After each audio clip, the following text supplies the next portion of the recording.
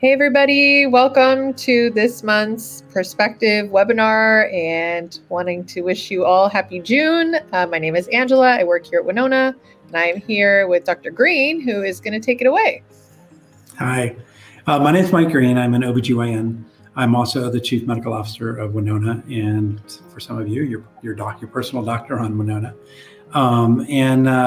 Basically, the goal here is to answer your questions. So the most important thing is for you to start typing questions into the chat, because otherwise you're going to get sick of hearing me drone on and on about who knows what. So please put your questions in. A little bit about myself. I live up in Lake Arrowhead, California, which is up in the mountains, about 6,000 feet elevation. I've been an OBGYN. I got out of residency in 1999. So I've been doing this for a long time. And I've been doing it a long time to see a lot of changes in the way doctors prescribe menopause and the way the sort of world looks at hormone replacement therapy. And so I have a lot of experience. I've sort of followed the literature throughout it, and really happy to try to demystify it for you. There's a lot of really bad information out, misinformation all over the place. And it gets really confusing for people. And so I want to try and help with that. So put in your questions. In the meantime, I'm going to monologue a little bit. One of the things, I was in a conversation with a patient over the last day or so, and it struck me that, I take for granted all of the courses I took in medical school and all the physiology and anatomy, and not everybody really understands how it works. So I think that understanding how the body works helps you understand why we're recommending the treatments that we are, and why the treatments should help. So I'm going to try and give you just a little physiology 101 of menopause, to try to explain it in a way that's hopefully understandable for everybody. So the ovaries are the area of the body that makes the eggs. So the ovaries' job really is to make eggs so that you can get pregnant and reproduce. Part of their job in the process of keeping you fertile is making hormones. And the primary, most important hormone that the ovaries make is estrogen. Ovaries also make progesterone, and they make a little bit of testosterone. So testosterone is often thought of as sort of the male hormone, and estrogen is thought of as the female hormone. And in a big picture sort of way, that's true. But men need some estrogen and women need some testosterone, but it's really estrogen that does the heavy lifting. And there's estrogen receptors all over the body. So when estrogen levels are where they should be, people feel normal, they feel good. When estrogen levels start falling, people don't start feeling as well because the body wants that estrogen and it's not there. And so what happens during the menopause transition is that as women age, the ovaries become less and less efficient at making these hormones. The brain's job is actually to put out another hormone called FSH, which basically tells the ovary, hey, make hormone. And so when the brain sees that the estrogen levels are low, it starts making FSH to sort of squeeze the ovary and say, make more, make more. And so FSH can be an indicator that the ovaries aren't working well. So that's a lab that some people will draw to see if the ovaries are working. The problem is that the ovaries don't just sort of gently shut down. They kind of spurt and sputter, and one day they're making a bunch of hormone, the next day they're not making any. And so these hormone levels are all over the place, which including the FSH, because some days the brain is happy with the amount of hormone that the ovaries are making, and other days, not at all. And so trying to look at labs to figure out what's going on with the ovary doesn't really help you because it's different from hour to hour, day to day. The fact that the ovaries are sort of putting out hormone in sporadically actually makes it worse because it's these quick changes in hormones that really affect the body. And that's what we think causes things like hot flashes and night sweats and other issues. And so one of the goals of hormone replacement therapy is to smooth out that spiky nature of the hormones that the ovaries are making so that you don't get these spikes. You have this nice steady level all the time. And that's one of the reasons why it's important to take hormone replacement therapy every day and not cycle it with the periods like we do with birth control pills. It's really, we're looking for a different thing. So it really has to do with what we're trying to achieve and how the ovary works. There's these goofy ideas out there with pellet therapy where they put these testosterone pellets in women because testosterone will break down into estrogen. but it's sort of a backwards way of giving people estrogen. You're giving them way too much testosterone, waiting for the body to break that down to give them estrogen. I mean, why don't you just give people estrogen? That's what they need. And so the pellet therapy, which has become very popular lately, is really kind of a backwards way of doing it. It has a lot of potential side effects and risk. It's also really invasive. They take this big old needle and they inject pellets into you. And this has to be done every 3 or 4 months. And the problem is, if you don't like it, you're sort of stuck with this until it wears off in 3 or 4 months. The pellet therapy, in my opinion, is popular because doctors make a lot of money off of it. And so they tend to push it on patients because it's a big payday for doctors. So that's a really terrible way of doing medicine, but unfortunately there is an economics of medicine and that gets done. But so if you understand what the issues are, and that is that it's estrogen that's low, we know we need to replace estrogen. Progesterone is important because if you give somebody estrogen without progesterone, it can affect the inside lining of the uterus and cause problems. And so if you have a uterus, you need estrogen and progesterone. Women that have had a hysterectomy don't need that progesterone because they don't have a uterus to worry about the lining. And so generally speaking, for women that don't have a uterus, we don't prescribe progesterone. Progesterone has some potential side effects and risks. And so if you can do without it, all the better. So that's sort of just some basic big picture stuff about the way the hormones work, the function of the ovaries, and why it's really estrogen that's really the main player. That's the most important thing in hormone replacement therapy. So I think I stalled long enough to get a few questions out. So why don't we go? Okay, let's start. We have our first question from Hira. I think I'm saying your name right. I apologize if not. She would like to know, is personal breast cancer history or family history considered a contraindication for HRT? Great question. Personal breast cancer history is a contraindication for HRT. Family history of breast cancer is not. The only exception would be if you have one of these genetic mutations that put you at higher risk for breast cancer. BRCA is the most common one, but there's Lynch 2, there's a few other ones as well. But if there's actually a couple of really big studies that show that family history of breast cancer, as long as you don't have a genetic marker, is not a contraindication for HRT. So it's safe to use HRT if you have even a strong family history of breast cancer, even if it's estrogen positive breast cancer. If you've had a personal breast cancer, it really isn't safe to use HRT. One of the main stays of treatment for breast cancer are medications that basically block estrogen. So the last thing you want to do is pump more estrogen into your body. So that's the answer to the question is yes and no, depending on which half of the question you're looking at. Okay, we have a question from Bethany who is wanting to know, she's seen a few messages on our women's Facebook page regarding weight gain after beginning HRT, and she wants to know if you can speak a little bit about that and what we should expect. So the long-term effect of HRT for most women is weight loss. And the reason is that the metabolism changes as you go through menopause. And everybody sort of knows this. What you get away with in your 20s and 30s, you can't get away with anymore in your 40s and 50s. And, you used to be able to go on a cruise, eat like a pig, diet for a week and get it all back off. Now it just sticks there and it gets really difficult to come off. And a lot of that has to do with the hormone changes that occur in the menopause transition. So replacing those hormones and getting your hormone levels back to where they were helps speed up your metabolism. It helps with sleep. And that can also help you lose weight because when you're sleep deprived, you actually crave carbohydrates and fat, and you crave food in general. So there's different mechanisms by which hormone replacement therapy help people lose weight. The first few weeks, maybe even the first month or so, there can be some water retention for some people. So some people respond to hormone replacement therapy initially with water retention, and that looks ugly on the scale because water's heavy, but that's not real weight. It looks like real weight and it feels like real weight.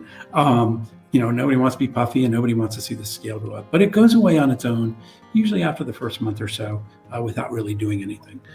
So the problem, our Facebook page is great. There's a lot of support. I really like that people are on the Facebook page because I like that people are talking about this and educating themselves.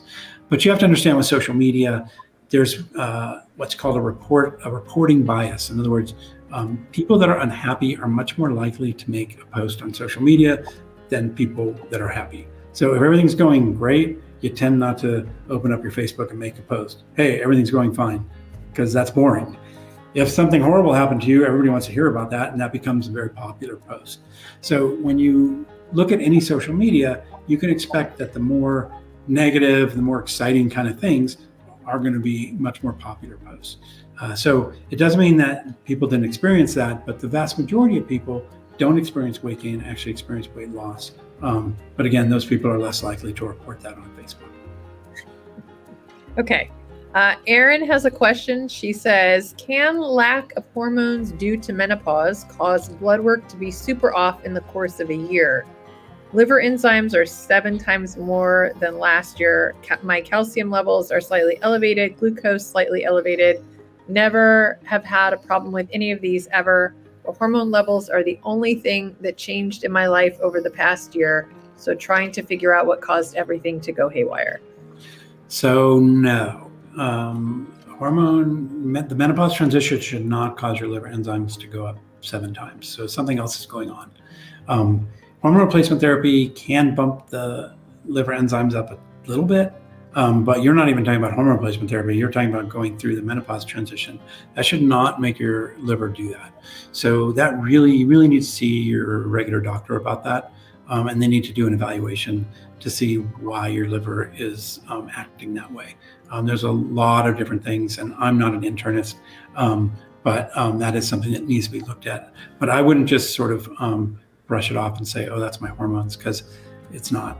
That's not what they do. So I hate to say that, but I wish I looked. We have 3 cats, but none of them want to do that for me. Except we have one at night that comes and wants to purr and get pet, but not like that. Anyway, but no, that's something that you really need to look into that. So I don't mean to scare you, but I wouldn't sort of blow it off and say, oh, it's just my hormones, because there must be something else going on. Okay. So Margaret is asking about the safety and health difference between estrogen cream versus DHEA cream, specifically for dryness. So DHEA cream doesn't work. Let's start with that. DHEA doesn't get absorbed through the skin, and so the DHEA creams don't really work. DHEA really works well as a pill form. We sell it as a capsule, but in the cream form, it doesn't work. I wish it did, because we would love to compound that. When we first started Winona, we have a great bunch of compounding pharmacists. These guys are like super smart, really on top of things, super ethical. And I said, hey, why don't we just throw DHEA in with the estrogen progesterone, like have an all-in-one cream? Like, well, we can do that, but it's not going to work. So they said that, and these guys know DHEA doesn't absorb well through the skin. Giving DHEA as a cream, people do it, but it's a placebo. It doesn't really do anything. So that's why I was like, well, we don't want to do that, pretend like we're treating something when we're not. And so the DHEA pills really don't work. I know that people sell DHEA as a vaginal cream, and really that doesn't do much either. Estrogen creams work really well. The estrogen does get absorbed well through the skin. It works well as a vaginal cream as well. And so that's very, very effective. But the DHEA cream, unfortunately, not so much. Okay. So Hira is asking another question. She says she's asking these questions for her mom. What do you recommend to recover from osteoporosis? She's at high risk for fracture. Will HRT be enough? Depends how bad the osteoporosis is. HRT is very good at preventing osteoporosis and okay at treating osteoporosis. We do have other drugs that work better. And so if she's really at high risk for fracture and has osteoporosis, estrogen is probably good to be on, but there are other drugs that she should be on as well. So fortunately now there's a whole class of biphosphonates and other drugs that work really well at osteoporosis. However, one of the nice benefits of HRT is it keeps you from getting there in the first place. So prevention is always better than treatment. When they say prevention is worth a pound of cure, I think it's a Ben Franklin quote, I believe. Always better to prevent than having to cure. And so using HRT as you're going through the menopause transition help prevent osteoporosis down the road. Also, probably taking calcium is a good idea for most women with their HRT. Let's see. Bethany's just thanking us for explaining labs. She says she has definite symptoms and her lab work came back normal. It was very frustrating until now. Yeah, I mean, we hear that a lot. I mean, it's frustrating for me because there's this sort of lack of knowledge out there, or my colleagues, OBGYNs don't really do HRT correctly. Someone will have clearly perimenopausal symptoms and they get labs look normal, and then they say, oh, it's not that, and they get blown off and they don't get treated, which is really a shame because the labs really don't predict what's going on. It turns out that the human body is the most sensitive assay we have for how your hormones are doing. And so it works for a lot of things actually, but particularly for HRT, it works best by listening to the body. Listen, when your body tells you what to do. And if your body's having symptoms that are clearly from perimenopause, from the menopause transition, giving you HRT is going to help, even if your labs look normal. Okay. Let's see.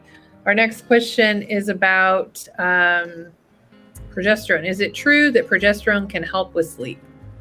So that's an interesting one. For most people, progesterone does help make people sleepy and help them fall asleep. There's a small percentage where it does the opposite, and it sort of works like caffeine and makes them buzzed. And for those people, they need to take their progesterone in the morning. There are also a few people where progesterone gives them like crazy dreams, not necessarily pleasant. And so for those people, they want to use it in the morning as well. But for most people, progesterone is sedating and does help with sleep. And so it's sort of a bonus. So if you need to be on progesterone anyway, you take it at night, it helps you sleep. It's kind of a twofer. It's not really a good sleeping pill, so to speak, on its own. So if you don't really need progesterone, to take it just to help with sleep is really not the smartest thing to do. There are better medications for sleep that don't affect other parts of the body as much. So it can be used as a twofer if you need it anyway, but it's not sort of what you would prescribe for people with sleeping problems per se. Beth would like to know, if you've had an ablation and not had bleeding, how do you know if you're in menopause? And the answer you're not going to like is, who cares? So menopause is a label. So by definition, if you're over 50 and you've gone a year or more without a period, you are technically in menopause. Doesn't mean you can't still get a period. If you're under 50, most people use 2 years as their yardstick. But that's really an arbitrary number, and it's just a definition. And it's not particularly helpful in treatment. So really, the real issue is, how do you feel? If you're having hot flashes and night sweats and menopause belly and brain fog and you're tired all the time and your libido's down and you have vaginal dryness and pain with intercourse, you need hormone replacement therapy, whether you're pre-menopause, menopause, or post-menopause. And when that's all better and you can try going off the medicine and the symptoms don't come back, then you don't need the medicine anymore. Menopause is really a name. There is a technical way of telling if you're in menopause, and that actually is a lab study, but it's a waste of time and money because it doesn't really change anything. So my kind of rule really is, before I do a test or order lab work or an x-ray or something like that, I ask myself, what am I going to do if this is positive? And what am I going to do if this is negative? And if the answer is the same, why am I ordering the test? So to do some kind of special test to see if you're in menopause when it's not going to change what we're going to do is kind of a waste of time and money. And so the answer is, there are ways to tell. And the FSH, what I was talking about, is generally the standard way of doing that. And you can do serial FSHs. If they all come back high, most likely you're in menopause. But it's really kind of a waste of time to have to go to the lab all the time and get stuck and, either spend the money on the lab tests or, your insurance pays for it, but that can be a hassle too. For what? So you have a label, but it doesn't really help treatment. And that's really, I'm not interested in making your lab tests look good. I'm interested in making you feel good and live longer and healthier. Okay, we have a question about non-hormonal options. Are there non-hormonal options of for high-risk patients to combat symptoms? There are. There is a new drug that just came out. I just lost the name of it. It treats vasomotor symptoms. Basically, it treats hot flashes and night sweats. It's a non-hormonal method. It's expensive. It's like $500-600 a month. That just came out. It was FDA approved. I'm not sure if it's actually available in pharmacies yet, and I forget the name of it. Also, some of the antidepressants can help with some of the symptoms of menopause, not because you're not going to have menopause, you're depressed, you need an antidepressant. It just has other things that it also treats. So, a great example of that is Wellbutrin, for instance, is an antidepressant. And they found out that these people, not only were they not getting depressed, but they were quitting smoking. And so now they use Wellbutrin to help with smoking cessation. That's nothing to do with the antidepressant effect of it. It's just sort of a side effect of the medicine. And so there are some of these, particularly some of the SSRIs that can help with some of the symptoms of menopause. There's a medicine, anti-hypertensive blood pressure medicine, clonidine, that can help with menopause symptoms as well. All of these medications work okay. They don't work as well as treating the underlying baseline problem, which is basically getting your estrogen levels up. But if you're not a candidate for estrogen replacement, these are substitutes that can be used. Talking about cats, hang on, my cat wants in. Okay. Okay, here we go. She's gonna take her sweet time. Oh my gosh, just like a cat. There we go. Okay. Yeah, my cat just trying to steal the show here. So Jennifer has a question about DVT history, and it wants to know, is it a contraindication for HRT? Unfortunately, it is. So one of the small risks of HRT is it can increase the risk of DVT, which that's a blood clot, usually in the legs or elsewhere, or PE, which is a blood clot to the lungs. In low-risk people, that's incredibly unlikely. But in someone that's already had a DVT or there are certain genetic changes and also certain medical conditions that can increase your risk for DVT. So for people that have had a DVT or a PE, which is a clot that goes to the lung, or are at high risk for this, HRT is really not considered safe. So unfortunately, that would be a contraindication. I've had patients over the years get mad at me about this. It's like, I understand the risk, I want it anyway. It's like, yeah, well, I'm not going to kill you, So, and then they get mad. It's like, well, okay, they're going to go on Trustpilot.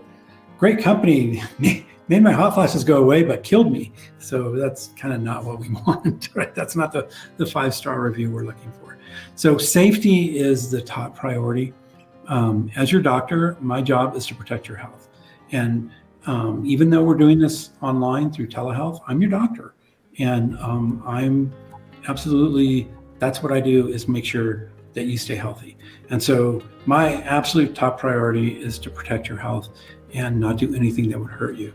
And so even if I don't care, I want it anyway, well, I'm sorry, but I got to be able to sleep at night. And if I give you something that's going to harm you, knowingly, how can I live with myself? So I'm selfish that way. So I'm going to protect your health. So it's disappointing for people, and people have gotten mad at me about it. And I understand the disappointment, but I take my job in protecting your health very seriously. When a patient, and particularly in telehealth, where it's a different relationship than what we're used to as a doctor-patient relationship, it's still a doctor-patient relationship, and it's a sacred trust. You put your health in my hands, and I take that seriously. It's really important that I look after you, and I don't do anything that's going to hurt you. And I appreciate the trust you all put in me, but I want you to know that I do take that seriously. And sometimes that's a bummer for you. So, but ultimately, it's a good thing. Yeah. Keeping you alive is really top priority at Winona. Okay. Hannah says she started HRT a month ago and is definitely feeling better. Yay. Sleeping better. Night sweats, hot flashes have disappeared. I had my first period and it wasn't as heavy as usual, which was great. However, I've started light spotting and wondered how long it takes to get things balanced and spotting to resolve. So it's not unusual to have some disruption of your menstrual cycle for the first cycle or two, because it takes a while for the body to adjust to the hormones. And then even once it's adjusted, there's sort of these hormone changes that have some ramifications for the next several weeks.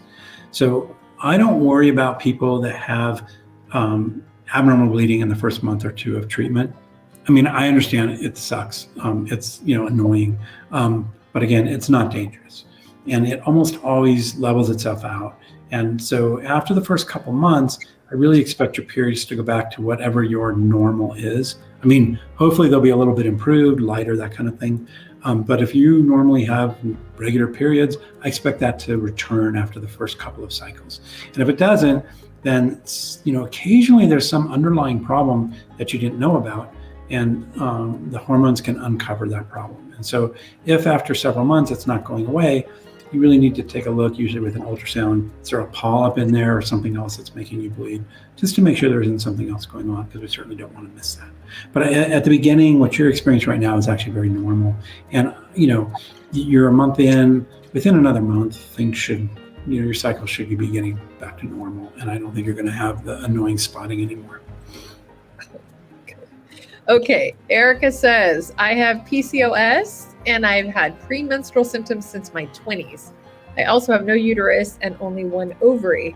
It was difficult to figure out I was even in menopause. Can you talk about menopause with PCOS and how HRT can affect PCOS symptoms? So for most people with PCOS, it actually starts going away as you go through the menopause transition.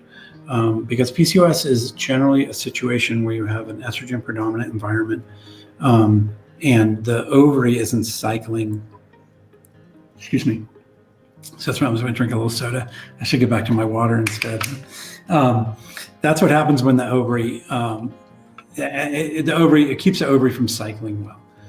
As the ovary starts becoming less efficient, the ovary doesn't sort of cycle anyway, and so those PCOS symptoms tend to diminish and go away. So most people that have PCOS in their 20s and 30s, maybe even in the early 40s, that PCOS sort of goes away as things evolve. So it is still possible in that transition period to have perimenopause symptoms and PCOS symptoms at the same time, although that's less likely. But somebody that's having a lot of PCOS symptoms, that's somebody that I would not want to use DHEA in. Because DHEA can increase testosterone. It can make, that's really what we use it for. And that can make some of the PCOS symptoms worse. However, if you're having the symptoms of menopause transition, it's still an indicator that your estrogen levels are dropping. You may still have an imbalance of estrogen progesterone, but the estrogen levels are still dropping. And so getting those estrogen levels back up with hormone replacement therapy can fix those perimenopause symptoms, whatever those may be, whether hot flashes, night sweats, sleep disruptions, all those things, menopause belly, brain fog, all the stuff we talked about. So it is fine to treat it is fine to treat perimenopause transition with estrogen, even with PCOS. And clearly we do that even when PCOS is sort of raging, in your 20s and 30s. Birth control pills are often used as a treatment for PCOS, and those are estrogen, have a lot of estrogen in them as well. So there's a balance there, and depending on the symptoms of the PCOS, plus or minus the DHEA, that'd be the sort of one thing I'd change. But the estrogen replacement, especially without a uterus, I think can still be very helpful for you. Okay. Bethany has a comment about my cat being needy. Yes, he's exceptionally needy. Okay, next comment. Kimmy says, I'm new to Winona and I'm waiting for my first shipment to arrive soon. Does ashwagandha interfere with HRT? So no, they're safe to take together. However, what I tell people is that for a lot of the supplements that you're on, there's really no supplements I can think of that aren't safe to use with HRT. And so it's safe to continue them, but as the hormone replacement therapy starts really kicking in and starts working, I think you're going to notice that you can peel off some of the supplements, which is nice because who wants to spend that kind of money and have to take something all the time? So I would stay on it at the beginning, and then as you are feeling that HRT really kick in, you might see about going off of it and see how you feel, because at some point it may not be necessary anymore, but it's certainly safe to stay on. Amanda would like to know, how long can someone stay on HRT? Great question. And the answer is as long as you need it. So HRT is safe to take indefinitely. Most women don't really need it indefinitely. So the average woman is on HRT for about 5 years. Some a whole lot longer, some not as long. Depending on sort of how early you start it and how your symptoms are, I generally recommend trying going off of it at some point after 2, 3, 4, 5 years, depending on your age, and how you feel. So, you can experiment after a few years, go off of it, see how you feel. If you don't feel any different, you don't need it anymore. Don't do it at a really stressful time in your life. So you don't want to do this just before your kid's wedding or something, okay, just in case you still need it. But sometime where life is kind of mellow, you might go off it and see how you feel. And if the symptoms start raging back, get right back on it. I have had a lot of patients, actually, it's kind of funny. They write in, they want to cancel. I don't think I need this. Okay. And then 2 months later, can you restart my prescription, please? I feel miserable. I feel bad for them. But people don't realize, you kind of take for granted that it's working and you forget how you once felt. And so sometimes a trial off is worth it, to see if you're still needing it or not. But really, you can take it as long as necessary. It's safe to take, however long you need it. Okay. The next question is also about HRT. Is there a risk for stroke with HRT? So the risk is extremely small. And if you look at long-term risks of all cardiovascular events, including stroke, the women that are on HRT that are screened appropriately actually have a lower risk of cardiovascular disease and have a longer life expectancy and a higher quality of life than women that have never been on HRT. So generally speaking, if you're under 60 and you pass our screening tests, basically, so you're appropriately screened, you start hormone replacement therapy, you have a longer life expectancy than somebody that doesn't start hormone replacement therapy and a higher quality of life. Back in the old days, when we didn't understand sort of the ins and outs of how to safely use HRT, before all the big studies came out, we were giving HRT to everybody. And what they found is that if you started HRT after 60, there was an increased risk of cardiovascular events, including stroke, versus women that weren't on HRT. The interesting thing is that increased risk was only about 2 years. And then after 2 years, that increased risk went away. And so the idea was that HRT is protective, but it takes a couple of years for that protection to kick in. And then if you already have underlying disease, HRT can cause an event until it starts giving you protection. And it took about 2 years in these studies to give people protection. So that's where this whole stroke thing comes. And even then it was 7 per 10,000 event, 7 per 10,000 women events. So out of every 10,000 women, there were 7 extra events, whether it was a heart attack or stroke. I mean, bad stuff, but still a pretty small number, 7 out of 10,000, but certainly not 0. And that's why we don't start people for the first time on HRT after 60, because we don't want to take that 7 out of 10,000 risk. We do know, though, if you kind of get through the first 2 years, your risk goes back to baseline. And so women that started before 60 don't have that initial 7 per 10,000. Can you get a stroke on HRT? Yes. You can also get hit by a truck or struck by lightning. But it's very rare, and your actual risk over long term for bad things is lower than women that aren't on HRT. So I hope that answers that question.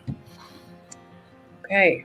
Hira has another question. She says, do we need a recent PAP, mammogram, and full physical to work with a provider on your platform? No. However, we recommend that for everybody. So you need to do your normal health maintenance. Everybody should.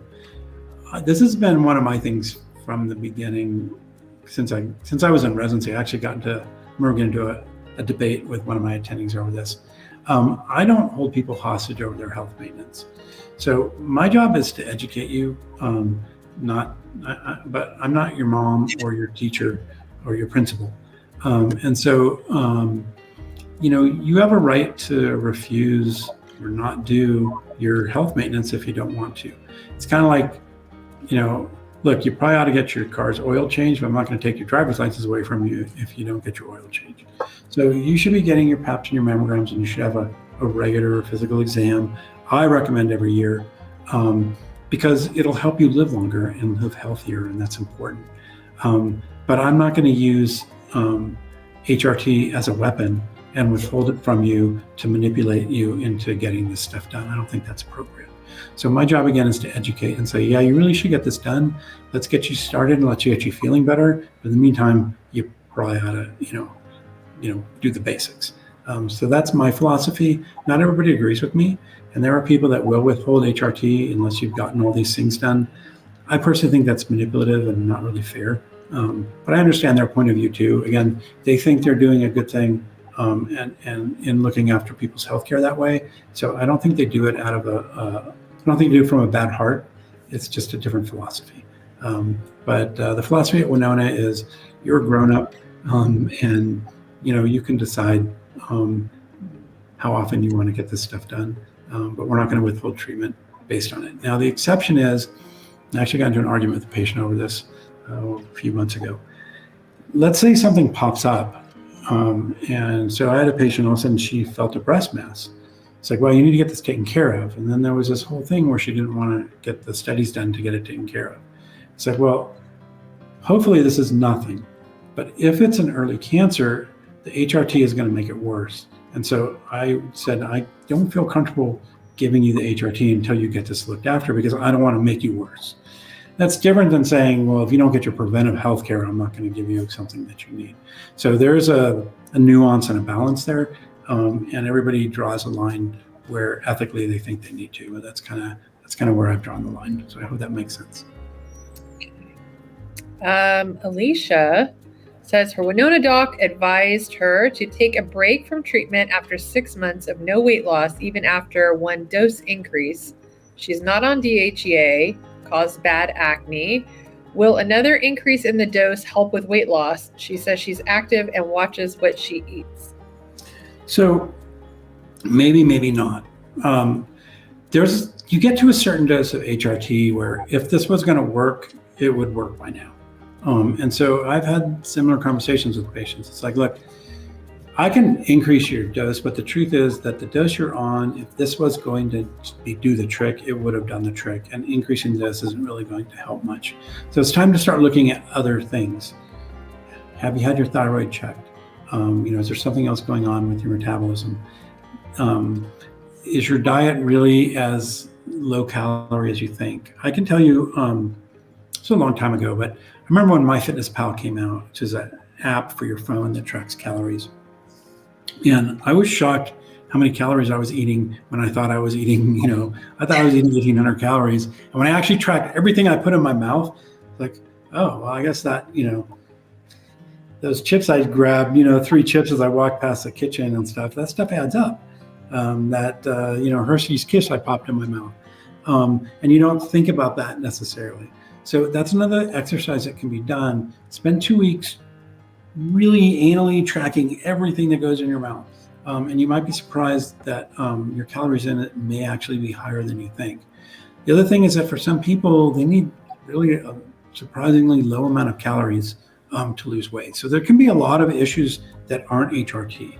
And so I think if you get to a certain dose and really the issue is weight loss now, and it's not happening, to push the dose higher doesn't necessarily make sense because we already know it's no point giving you something that's not going to work. There's a lot of other benefits besides weight loss for HRT, so it might be helping a lot of other things.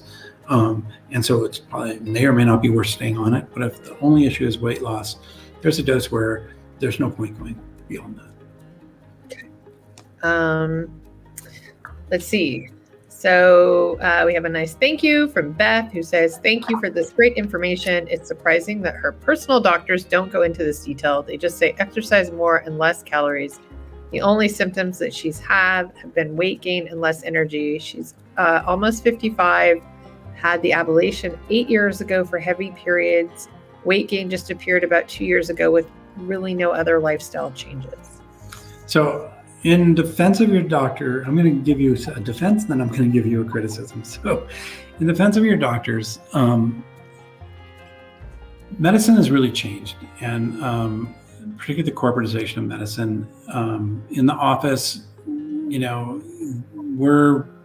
we've got these 15-minute appointment slots, maybe 20 minutes, maybe 10 minutes, depending on how the office is scheduled. And you got to get through these patients. And then on top of that, there's a huge amount of paperwork that has to be done. And so, you know, doctors are rushed. And it's not that they don't care about you. It's that healthcare has gotten to the point where, you know, we aren't our own boss so much anymore. And people are telling us what we need to do and our productivity and what have you. And so they don't have the time to sit down and have this kind of discussion, unfortunately. It's frustrating. I'm very fortunate to be able to do this because there isn't the same kind of pressure and time crunch. And I can do an hour Q&A and answer your questions in depth. But you know, it's not a reality in an office situation to really, unfortunately, be able to go into depth and really educate the way we would like to. I guarantee you, your doctor would love to be able to sit down and have a half hour, 45-minute chat with you. But if they do that, they're going to have 3 people behind you in the waiting room totally angry at them. And they're going to spend the rest of the day apologizing for being behind. So it's a problem, and it's not necessarily your doctor's fault. Now, the other part is that unfortunately, there isn't a whole lot of education about the menopause transition in medical school and residency, particularly over the last 10, 15 years, ever since the Women's Health Initiative came out. It's actually longer than that, I guess. It's almost 20 years now. It's over 20 years. And people have become afraid of HRT. And so in residency, they're like, there's no point doing this. You're never going to prescribe it anyway. You've got a lot to learn. And so people have been educated in the last 20 years, haven't gotten much education about hormone replacement therapy. And so there is this sort of education gap among a lot of doctors where they don't really know how to do this well. And so that's a problem for people. And you know, when you don't know how to do things well, you tend to try not to do them. And so people avoid it. And that's another thing that's going on. Aaron is asking us, are bioidentical, i.e. compounded amounts of HRT better? So I'm going to break this into 2 parts. So bioidentical, so let's talk about what that means. So bioidentical basically means that the hormones that you're taking are exactly the same as the hormones that your body makes. And there are certain hormones that fit that category. And there are a lot of hormones on the market that don't.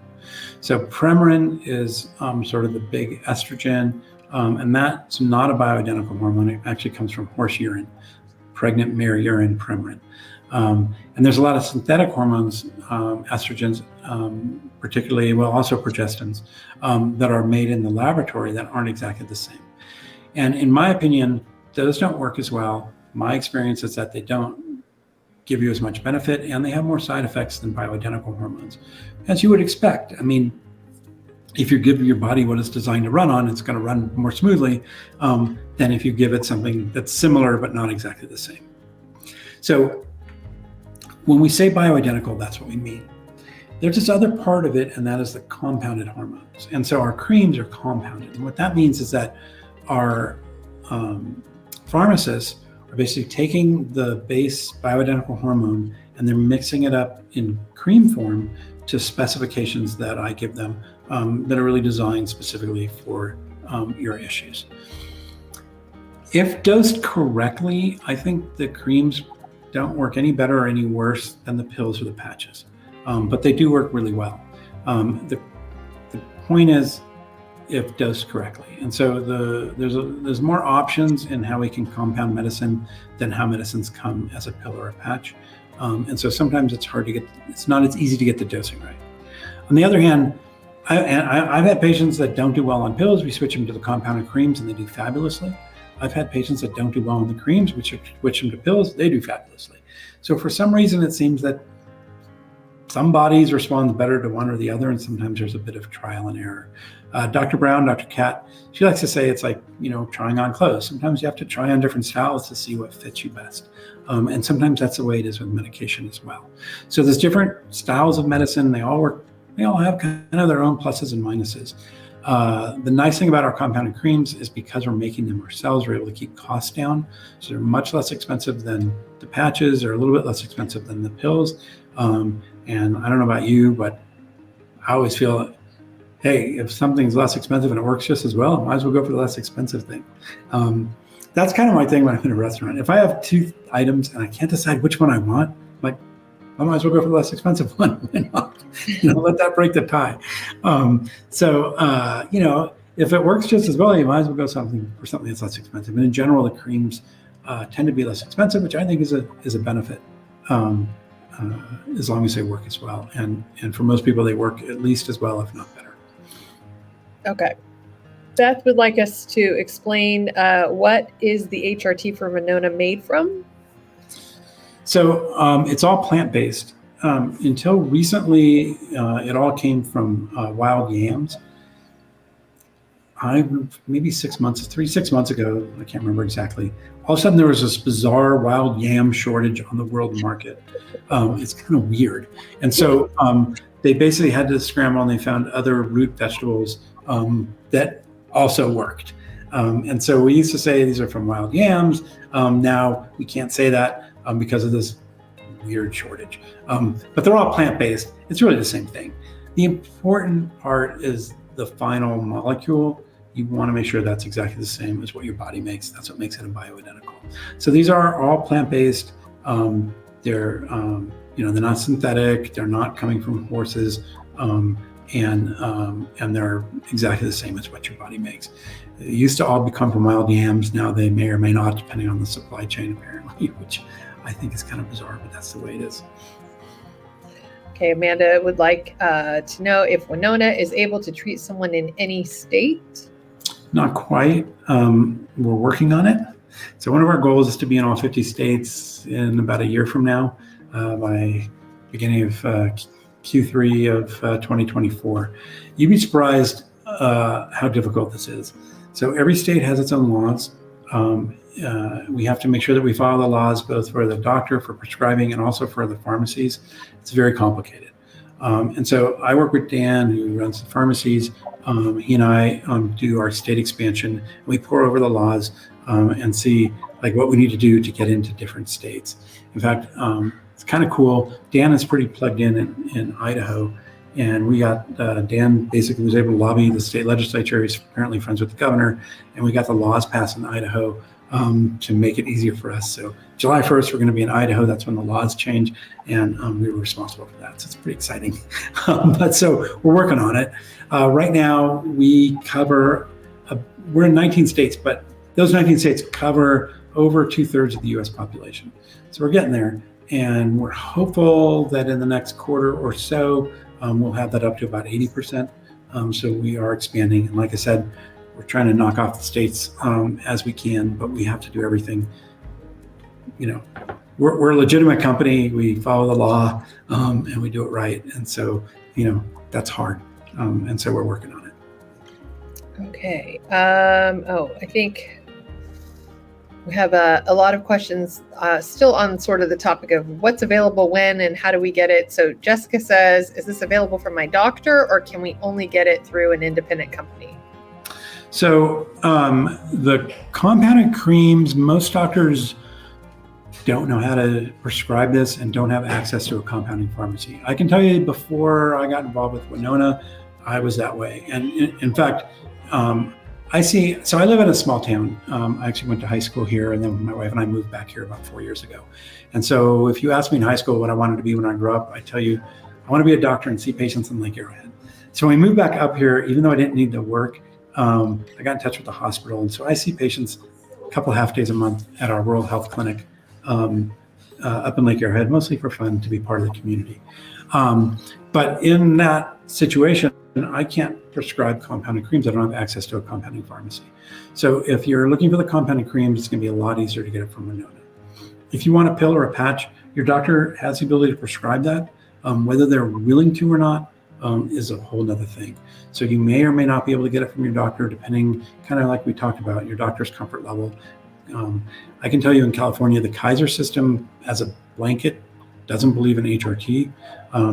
If you twist your arm hard enough, you can get it, but you're not going to get a bioidentical HRT, for instance, from the Kaiser system. So, depending on what you want, your doctor may or may not be able to prescribe it. I can tell you it'll be a whole lot easier to get it through us. I kind of tell the thing, if you think about what's the difference between us and going to your doctor's office. So if you decide you want to get it from your doctor, you make an appointment with your doctor. That can take a while. I can tell you, my wife, who's a doctor's wife, she wanted to get a pap smear. It took her 6 months to get in. So it can take a while to get in. You finally get in, you go to the doctor's office for your appointment, you sit in the waiting room. If you're a new patient, you fill out a book full of paperwork. They want to know, did you ever have a hangnail, and your childhood vaccines and all this stuff. And then after sitting in the waiting room, they call you back, they put you on the scale, they put you in a room, and then you sit in a little room for a while, and then the doctor comes in, and then you have your appointment, and then the doctor may or may not prescribe you HRT. If they do prescribe you HRT, then you have to drive over to the pharmacy and wait in line there. All the while, you're paying your copay and deductible, and you pick up your medicine from the pharmacy. And if you're like me, you grab your ice cream cone on the way out, which doesn't help with the weight loss, but that's sort of inevitable when you go to your pharmacy, and that's the process. So with us, you go online, the onboarding takes about 5 minutes. Doctor will review that, generally within a few hours, but definitely within a day. Most of the time, unless there's some reason not to, we'll prescribe your medicine, and it'll show up on your doorstep in a few days. So you never really have to leave your couch except to go over to the mailbox. It's a much easier way of doing it.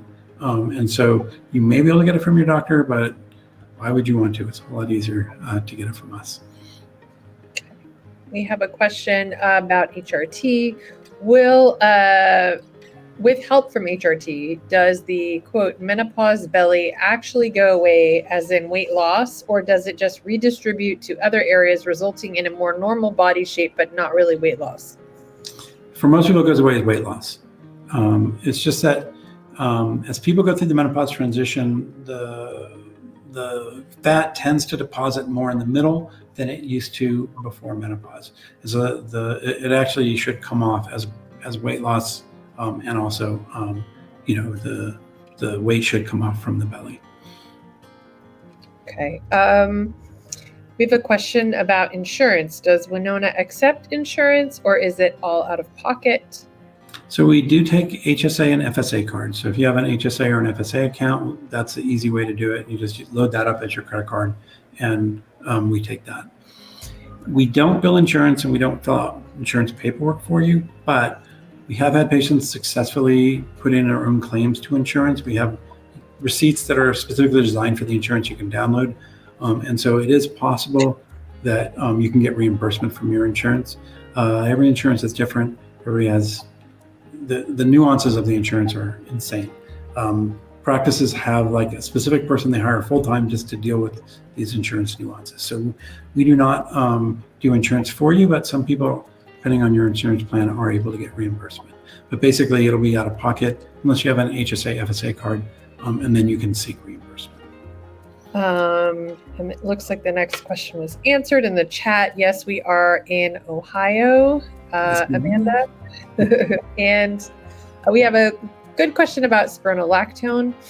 Alexandrina says, I am on spironolactone for my acne. Will the HRT interfere with it? Also, I'm waiting for my HRT to arrive. Will the DHEA cause my acne to flare up? So HRT and spironolactone are fine together. There should be no negative interactions. So that's okay to continue the spironolactone. It won't affect the HRT, and the HRT won't affect the spironolactone. So that's safe to take. As far as the DHEA and acne, we don't prescribe higher than 50 milligrams. My guess is you're probably on a 25 milligram dose of DHEA. And at these low doses, the acne is unusual. It's not zero. So occasionally we have people that do get an acne flare from the DHEA. Most people don't. And it's one of these, you kind of never know till you try. So, again, most people take it, don't have any acne problems. Every now and then we have somebody that does get an acne flare. for most people that are the unlucky people that get the acne flare, it's usually just at the beginning of treatment. And if they can stick with it, it'll usually clear up and then do better. The other trick, if it gets really bad, is to stop the DHEA for a month or so. And then, I don't know why, but sometimes then restarting it, you don't get the acne flare. So it's worth a try. So those are all tricks you can do with the DHEA. Most likely it won't be a problem, but if it is a problem, those are some things you can try to help get through it. Aaron would like to know if there's a standard recommended starting dose for estrogen, or is it different for everyone? So it really is different. Although honestly, there's only so many doses of estrogen. So it's not different for every single, one gets 1 milligram, one's 1.001. So there's sort of some standard doses, but really we individualize it. So I made a, gosh, I just lost a word. Help me, my algorithm. That's the word I lost. There we go. Algorithm. So I made an algorithm, and this took a while. So I'm fairly intuitive, and I in my office I always knew, like, get the history and find out what's going on and the symptoms, and write a dose. And that dose is going to be different depending on what's going on with the patient. It took me a while to sort of uncover what's going on in my brain that's making that decision. And so it took about 1,000 patients to really get this working well. But over about the first 1,000 patients, I developed an algorithm that takes all this different data that you give us and spits out a starting dose. And it's going to be different depending on what your situation is. And what I did on purpose is I sort of dial it down a notch, because obviously the best thing would be to nail it right away. But if I'm going to be off, I'd rather give you a little bit too little than a little bit too much. Because what I'd rather do is, well, I'm feeling better, but I could feel a little bit more better, and increase your dose a little bit, than for you to say, oh, I'm miserable with side effects, and then we got to notch down the dose. So again, the last thing I want to do is cause you problems or hurt you. So I'd rather err on the side of caution, and we start with a dose that for most people works, but for most people, if it doesn't work, it's because it's not quite enough rather than too much. So having to increase the dose at the 3-month mark is not that unusual. Having to decrease the dose is fairly unusual. And that's kind of the way I want it. Because again, I don't want to cause you problems. I want to help you. And so I'd rather be patient and sort of ratchet the dose up a little bit than all of a sudden you're miserable and now, oh my gosh, we got to fix this. So that's kind of my philosophy. But so it is different depending on your situation. But I mean, there's only so many doses. So a lot of people are on the same dose. Okay, we have our last question here. Hira is asking if insurance pays for Winona compounded products. If they're cheaper than standard products, that's good, but insurance likes to pay better for patches and pills. What's your take on that? So, as I explained, some insurance will cover it. Honestly, most doesn't. We've tried to price this in a way that's not going to break the bank for most people. And with copays and deductibles and the hassle of going to the doctor, the monthly or 3-month fee for the compounded creams is pretty reasonable, considering the time saved, plus all the unknowns from insurance. So everybody's in a different financial situation. For some people, unfortunately, this may be priced in a way that's not attainable, but I think most people, it fits in the budget. If you're on estrogen and progesterone, the cream is definitely the most affordable way to go. If you've had a hysterectomy and you only need estrogen, it turns out actually the pills are a little bit cheaper. And so it's fine to choose based on price. That's a completely reasonable thing, because all of these are safe and work well, or we wouldn't be prescribing them in the first place. Great. I think we made it through all of our questions. We thought we were going to end up having to just talk to each other, Dr. Green, but luckily we didn't have to do that. Well, thanks. Yeah, thanks for your questions, you guys. That's really, I hope this was helpful for people. I always enjoy getting to educate. There were a lot of smart questions today too. I take notes, everyone, in the chat, because we excerpt this webinar for social media to share this information with people. So I'm actually taking notes while you're speaking. So just wanted to say thanks for sending us good questions. And yeah, thanks for spending an hour with us. I know your time is valuable, and I hope this was worthwhile. Yeah. So tell your friends or whomever else needs, have questions about menopause or questions about Winona, that they can come back next month to our perspective webinar and ask more questions. And if you're a patient, we're available 24/7. I mean, if you send me a question at 3 a.m, you may not get an answer till 7 a.m, but yeah, we're available for you. So please ask us questions in the portal. Me or your doctor, if it's not me, we're all very happy to make sure that you're comfortable with this medicine. It's a serious medicines, and we want to make sure you understand what you're getting, why we're prescribing it, and that it's safe for you, and that it's the right thing for you. So please don't hesitate to ask. That's right. And everybody can catch the replay of this if you would like to, or other previous webinars on YouTube. So you can go to our YouTube channel, which I think we're changing the handle over there. However, just put by Winona and YouTube and you'll find it. Please check for this episode and all the other sessions of webinars that we've had in the past. So maybe you'll get your questions answered there as well. Until next time, everybody, thank you, and we'll see you soon. All right, see you guys. Good night. Bye.